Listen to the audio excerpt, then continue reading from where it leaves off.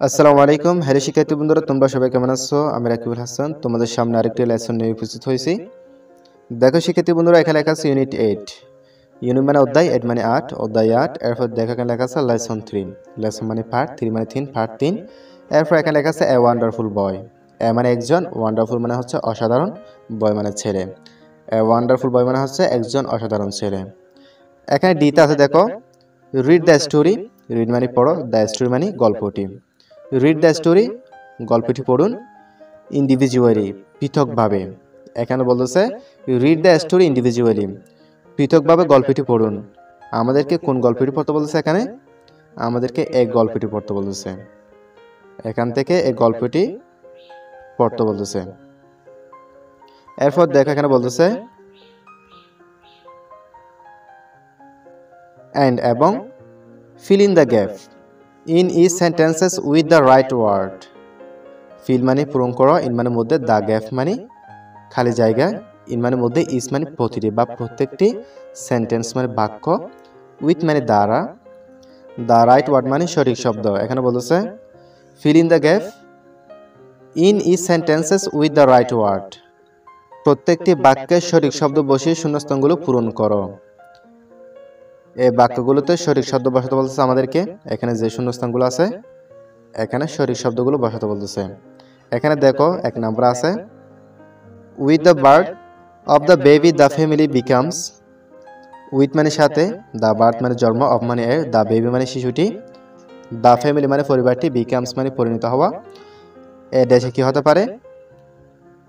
এখানে এ দেশে হবে হ্যাপি মানে সুখী, অর্থাৎ সুখীতে পরিণত হলো।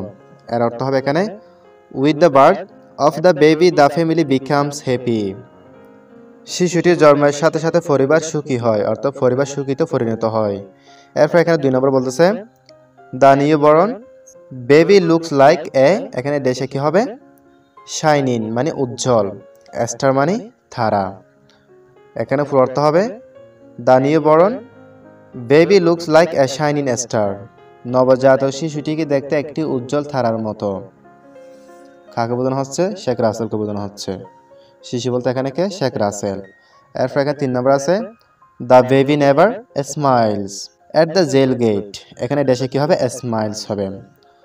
দ্য বেবি মানে শিশুটি, নেভার, নেভার মানে না, স্মাইলস মানে হাসা, নেভার স্মাইলস মানে হাসে না, এট মানে থেকে, দ্য জেল গেট মানে জেল গেট বা জেলখানা।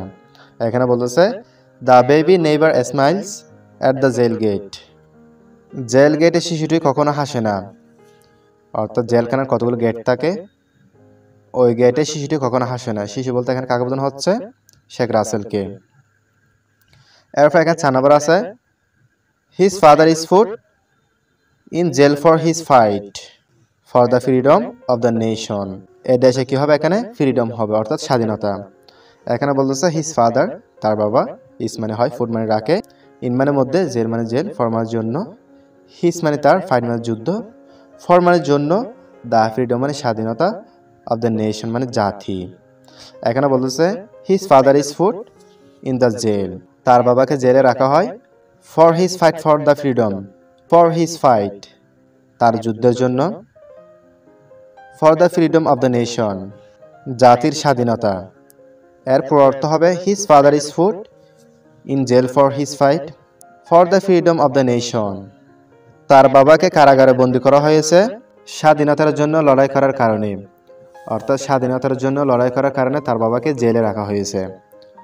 এরপর এখানে বলতেছে 5 নম্বরে the name of the boy is Sheikh Russel. The name মানে নামটি, অফ মানে এর, দ্য বয় মানে ছেলেটি, ইজ মানে হয়, শেখ রাসেল মানে শেখ রাসেল। তাহলে এই দেশে কি হবে? Sheikh Russel. The name of the boy is Sheikh Russel, ছেলেটির নাম হচ্ছে শেখ রাসেল।